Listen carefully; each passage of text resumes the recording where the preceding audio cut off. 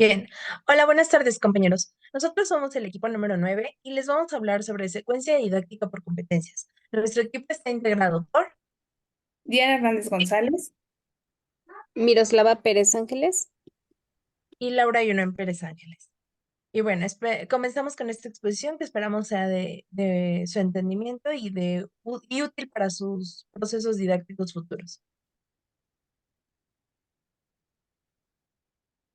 Y bueno, para comenzar, una secuencia didáctica consiste en planear procesos de acuerdo a ciertas metas, es decir, para crear una planeación que oriente el desarrollo de competencias que requieran los ciudadanos de hoy.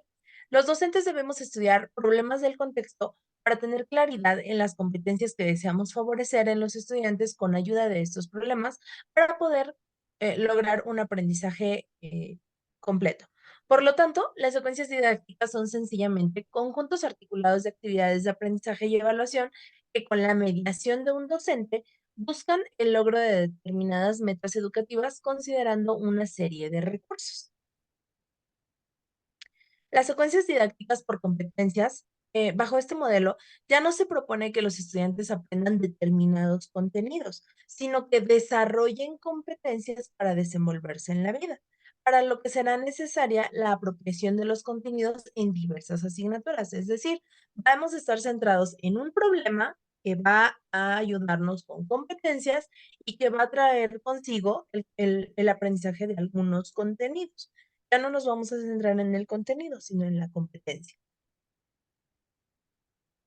Y bueno, los principales componentes que propone Tobón en su libro eh, son los siguientes. Eh, Primero, una situación problema del contexto, es decir, debe ser un problema que los alumnos sepan que está en su alrededor. ¿Qué competencias se van a favorecer? Las actividades que van a ayudar a favorecerlo, la evaluación de esta situación, problema que vamos a plantear, los recursos que se van a utilizar y por último, el proceso metacognitivo. Y bueno, ¿en qué consiste? La situación problema se refiere a un problema relevante del contexto por medio del cual se busca la formación, se busca que los alumnos aprendan. Las competencias se refiere a lo que pretende formar al estudiante, ¿sí? Y las actividades buscarán el docente permita que los estudiantes favorezcan un aprendizaje autónomo. La evaluación es necesaria para establecer criterios y evidencias que orienten la evaluación del aprendizaje que se está llevando a cabo, así como una ponderación respectiva. En esta exposición más adelante les hablaremos de algunas matrices de evaluación. Y bueno, también es necesario contar con recursos eh, que se volverán materiales educativos que se requieren para la planeación, la situación didáctica, así como espacios físicos y los equipos que se van a utilizar. Y por último, el proceso metacognitivo consiste en la descripción de las principales sugerencias para que el estudiante reflexione y se autorregule en el proceso de aprendizaje. Es decir, al finalizar toda la secuencia didáctica, el proceso metacognitivo consiste en preguntar al estudiante que reflexione sobre lo que se elaboró, ¿sí? Y a partir de estas reflexiones podremos darnos cuenta si existe o no un proceso de metacognición. Y bueno, para planear secuencias didácticas por competencias, es necesario tener presente que deben generar cambios en el proceso de del aprendizaje de los estudiantes que permitan un proyecto ético de vida.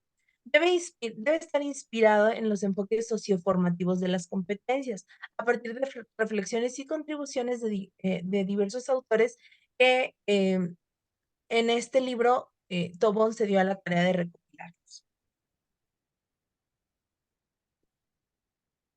Y bueno, aquí les presento un formato estándar de secuencia didáctica que propone Tobón en su libro. En el capítulo 3 menciona todo esto y bueno, primero identificar la secuencia didáctica, ¿no? Datos generales, asignatura, docentes, el problema significativo del contexto, la competencia que se va a favorecer, que debe de estar centrada en un saber conocer, saber hacer y saber ser. Es decir, si mi estudiante conoce, pero no sabe utilizar el conocimiento, no sabe las actitudes que favorecen, pues entonces no está siendo competente. debe de estar enfocada en estos tres aspectos, en el saber conocer, saber hacer y saber ser. Y también se favorecen algunas competencias genéricas y este formato solicita que se escriba qué criterio de la competencia genérica se favorece. La otra parte del formato viene especificadas las actividades, las fases o pasos que se van a llevar a cabo, con tiempos, actividades que el docente hace y actividades que él permiten el aprendizaje autónomo de los estudiantes. A su vez, incluye aquí una evaluación. Sugiere que se pongan criterios y evidencias en un nivel inicial, básico y autónomo, así como estratégico, y por último, recomendaciones de evaluación. Y a su vez también aquí hay un espacio para poner las reflexiones para la metacognición y los recursos que se van a ocupar. De igual forma, sugieren normas de trabajo y observaciones. Es solamente un formato que puede cambiar, cada persona lo puede usar a su gusto. Sí, más adelante les presentaremos otros formatos. Y bueno, la secuencia didáctica se puede hacer para toda una asignatura o módulo o para cada uno de sus componentes, ¿sí? Es decir, para el inicio de la clase, para el desarrollo y el fin. Solo se sugiere que no se elabore para una única clase, sino que articule al menos 2 sesiones de aprendizaje con el docente. Sin embargo, habrá situaciones en las que sea necesario y conveniente hacer la secuencia didáctica para una sola sesión, pero en sí el autor sugiere que se haga para toda la asignatura o para un módulo específico, ¿no? Pero, o sea, que sea amplia. Y bueno, la tarea sustancial de una secuencia didáctica por competencias es determinar el problema por abordar. Es esencial que el problema eh, les ayude a partir para poder generar el conocimiento. Ya con los estudiantes, concretarlo en un entorno determinado, es decir, debe de ser un problema propio de su contexto y de su entorno. La formación se lleva a cabo abordando problemas reales con sentido, significado y reto. Si no hay un reto, ¿sí? Esto no podrá permitir que se trabaje por competencias. Debe de existir un reto, ya que precisamente lo que significa una competencia es la actuación integral para identificar, interpretar, argumentar y resolver determinados problemas del contexto y el entorno. Entonces, es indispensable la problemática. Y bueno, tipos de competencias que existen, genéricas, que son las transversales, las disciplinares, que son específicas, las que se consideran para la vida, que también son genéricas, y las profesionales, que son propias de un énfasis de campo o de alguna asignatura específica que van a ayudar a desenvolver a los estudiantes en un entorno profesional.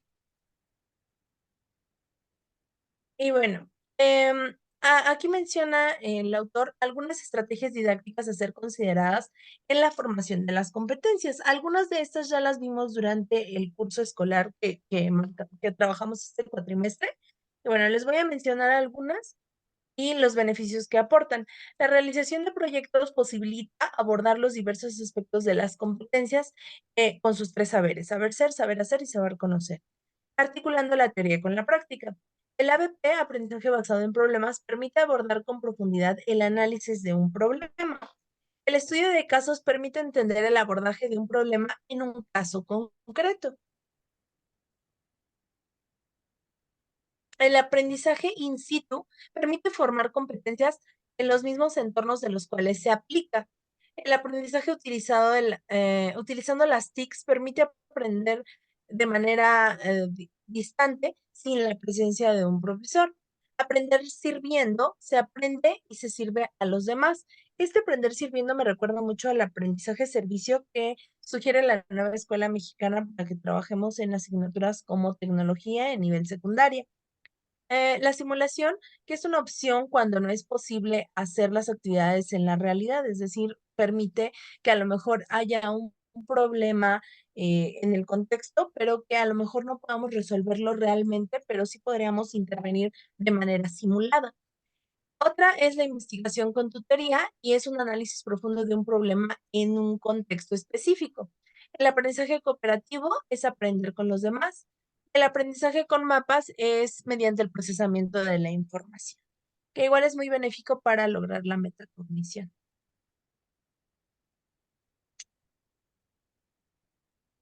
Muy bien, Y bueno, continuando, entramos a la evaluación mediante matrices, que aquí ya abordamos lo que son las rúbricas.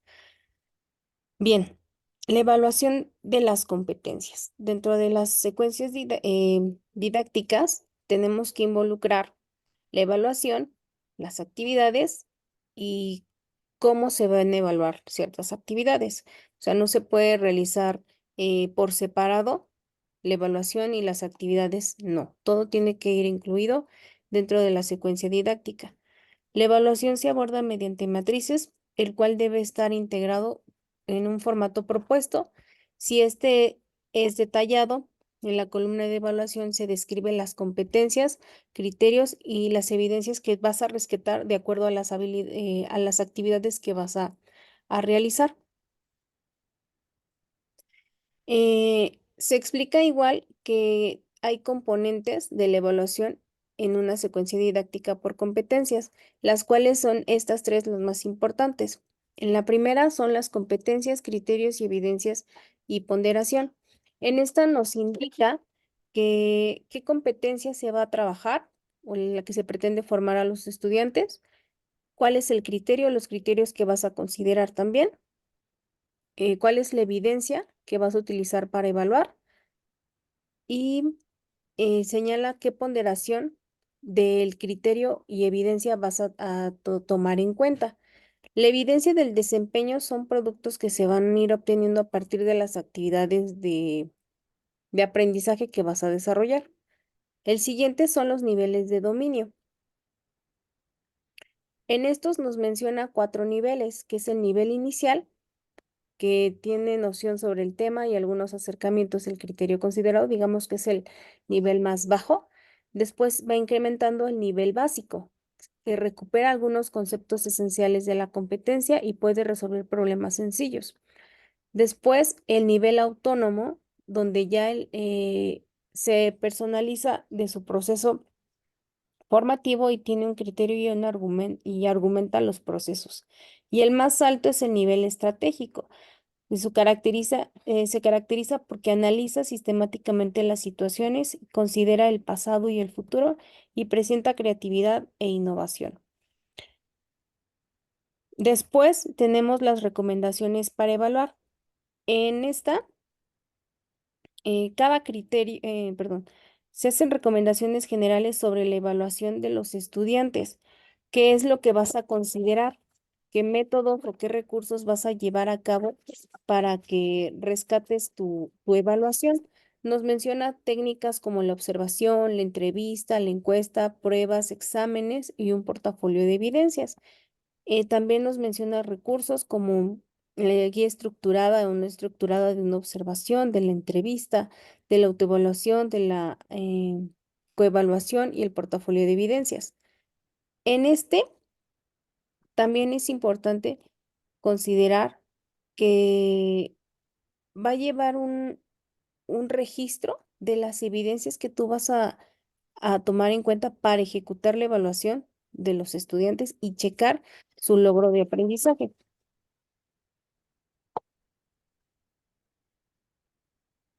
Y después tenemos lo que es el proceso de metacognición, el cual pues va a orientar a los estudiantes sobre su desempeño y autorregulación. En este sentido es que, que van a mejorar ellos de lo que están aprendiendo. Ajá. Después, esto va a ir antes de la actividad para que ellos comprendan lo que van a hacer. Se va a mencionar siempre, bueno, se va a tener esa intención de que el alumno sepa qué es lo que va a hacer, cómo lo va a hacer y en qué momento lo va a hacer.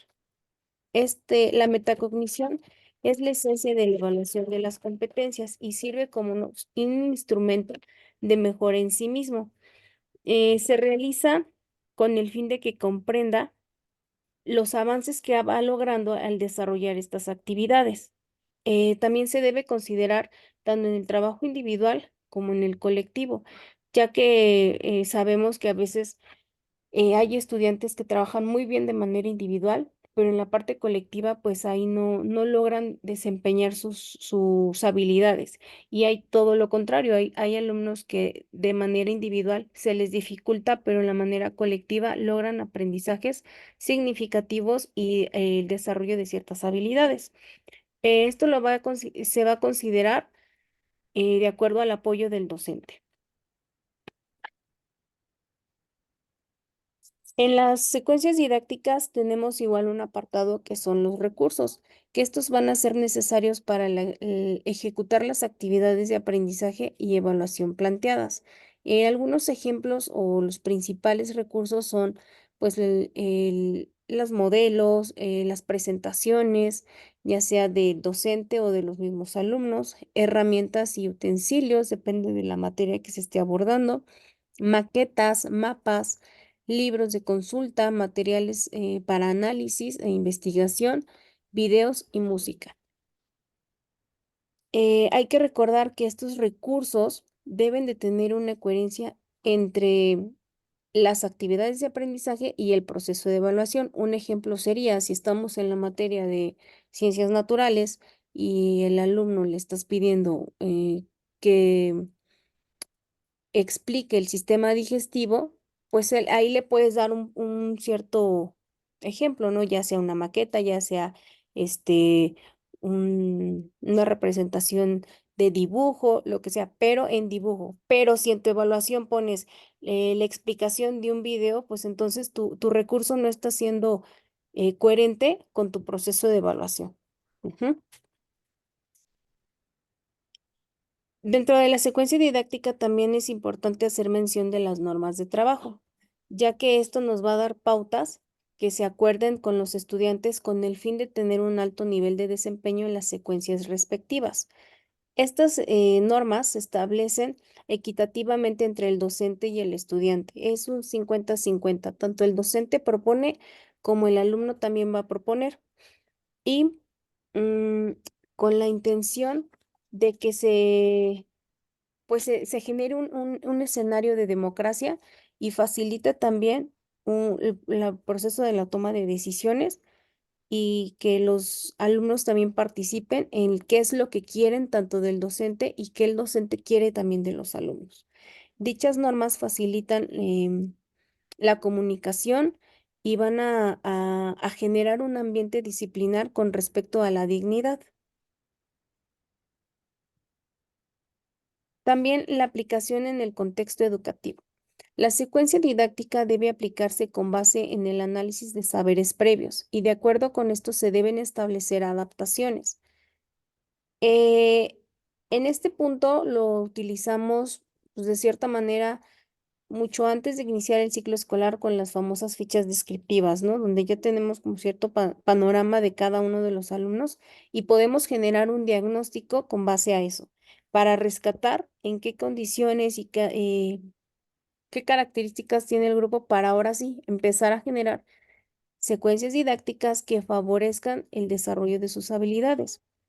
Durante este proceso es probable realizar ciertos ajustes, pero deben de estar acordes con las metas establecidas.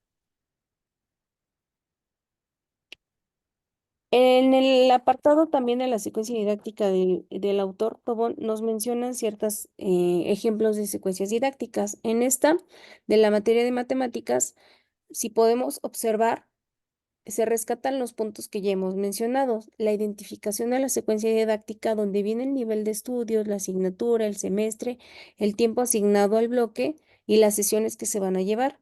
La problemática, el problema significativo del contexto, el bloque 1, el título de la secuencia didáctica y la competencia que se va a trabajar.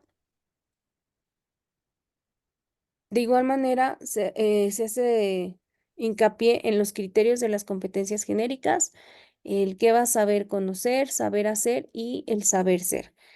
También se incluyen los recursos que se utilizaron para ejecutar la secuencia didáctica, las actividades que va a hacer el docente, las actividades de aprendizaje autónomo y los criterios de evaluación que va a considerar el docente en cada una de las actividades a desarrollar. Tanto Las actividades del docente, como las de criterio de evaluación, deben de tener su tiempo y su ponderación que va a valer para la evaluación. En la secuencia didáctica igual tenemos que incluir las normas de trabajo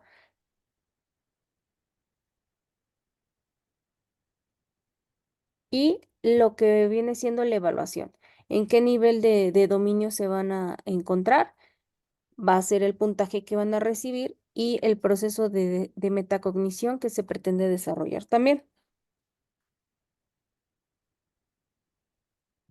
Para continuar con la presentación, ahora nos vamos a centrar en el texto de planificación y ejecución de entornos virtuales de aprendizaje, elaborado por Ruth Noemí Núñez a través de la Universidad Rafael Landívar. Aquí nos señala, se enfoca en las clases en modalidad virtual y nos indica 6 puntos importantes. Lo primero, debemos de tener claro que no es una réplica de una clase presencial. No podemos hacer lo mismo. En el segundo punto, el profesor debe ser flexible y de tener mayor apertura. En el tercer punto, debe de haber mayor autonomía por parte del estudiante. También debemos recordar, como cuarto punto, que la carga de trabajo no puede ser igual a una clase presencial, que va pues de la mano con el punto número 1. En el punto número 5, pues debemos de considerar las herramientas y aplicaciones variadas, que hay pues gran diversidad en Internet. Y recordar siempre que pues el profesor debe brindar ese acompañamiento. La modalidad virtual tiene dos componentes fundamentales. Por un lado se encuentra el trabajo individual y por el otro lado se encuentra la sesión virtual. Para la sesión virtual, pues debe de estar la planificación y la ejecución, cómo se va a dar. Para estos dos aspectos, pues se debe de tener claro las estrategias que se van a ocupar, que deben ser efectivas, motivadoras, pero sobre todo centradas en la construcción del conocimiento de los estudiantes.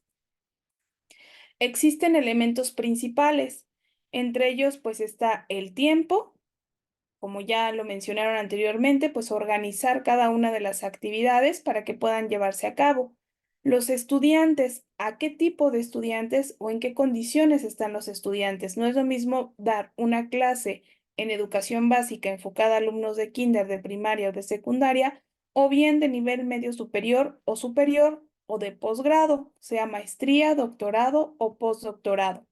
La naturaleza del curso. No es lo mismo planear, hacer esta planificación para una materia que puede ser ciencias o matemáticas o es diferente a español o a historia, por ejemplo. Y sobre todo tener en cuenta los recursos con los que cuenta la plataforma educativa que se va a utilizar. Para realizar pues una clase en modalidad virtual se debe de tener claro el objetivo del curso y para ello contemplar los siguientes puntos. Seleccionar el contenido relevante. Las actividades deben de tener coherencia, como ya bien se había mencionado durante la presentación. Tener claras cuáles son las expectativas del profesor hacia los estudiantes y utilizar las taxonomías. Por muchos años, pues la taxonomía que se utilizaba, pues fue la de Bloom. Sin embargo, pues existen otras alternativas.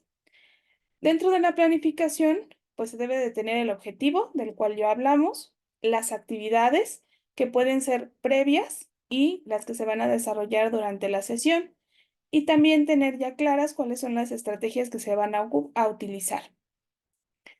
Existen pilares de aprendizaje para la modalidad virtual. Aquí nos contemplan 7 puntos. La activación de conocimientos para identificar qué es lo que saben los alumnos o de qué nivel estamos partiendo, de qué conocimientos. La lectura personal, que es un proceso que cada uno de los estudiantes debe realizar. Las discusiones guiadas, que son guiadas por el profesor. La resolución de problemas, pues para ver en la práctica en dónde o cómo se utiliza. Las exposiciones, el trabajo colaborativo que también ya se mencionó previamente y la elaboración de conclusiones. Lo más importante de una clase en modalidad virtual es que debemos tener presente que el estudiante es el protagonista de este proceso. Nos marca pues algunas sugerencias para desarrollar el proceso de aprendizaje y algunas técnicas. Por ejemplo, para la activación de presaberes, pues se puede ocupar la técnica de lluvia de ideas. Aquí nos da algunos ejemplos. El más conocido pues es el CMAP Tools, que es pues para organizadores gráficos, para ir organizando justamente sus conceptos que se van rescatando de la lluvia de ideas. Las preguntas previas que se pueden realizar a través de Kahoot, que es pues una herramienta a través de la red en la cual se hacen pues cuestionarios. Aquí también tenemos, por ejemplo, Google Forms, que quienes estuvimos frente a grupo durante la pandemia, pues recibimos reiteradas capacitaciones en cuanto a la paquetería de Google, entre ellos pues los cuestionarios. La herramienta de EducaPlay que se puede encontrar en Internet, el maestro pues tiene acceso a diferentes recursos que pueden ser cuestionarios, pueden ser preguntas, pueden ser sopas de letras, pueden ser crucigramas, pueden ser ejercicios de relacionar conceptos, o bien el profesor puede crear los propios para poderlos implementar durante su sesión de clase. Para la lectura de documentos, pues tenemos la búsqueda de información. Entre ellos, pues tenemos el acercamiento a Google Académico, que incluso en las clases de maestría, pues lo hemos ocupado, los repositorios o bases de datos de igual manera y las revistas electrónicas a las que pues hemos tenido acceso incluso como estudiantes de maestría. Para la resolución de problemas, pues se lleva a cabo a través de la técnica del marco lógico y vuelve a mencionar pues la herramienta de CMap Tools, las hojas de cálculo que pueden ser, por ejemplo, las de Google o por parte de la paquetería de Microsoft, pues las hojas de Excel, Blogger y WordPress. Para el trabajo colaborativo, pues los documentos compartidos que pueden ser a través de Google Drive o de OneDrive. Aquí vemos algún otro como Canva, que también lo hemos utilizado, Genially y Paddle, que es un pizarrón a través de la red de Internet. Para las discusiones guiadas, pues tenemos Zoom, que es, por ejemplo, la herramienta que estamos utilizando en este momento para poder realizar la presentación.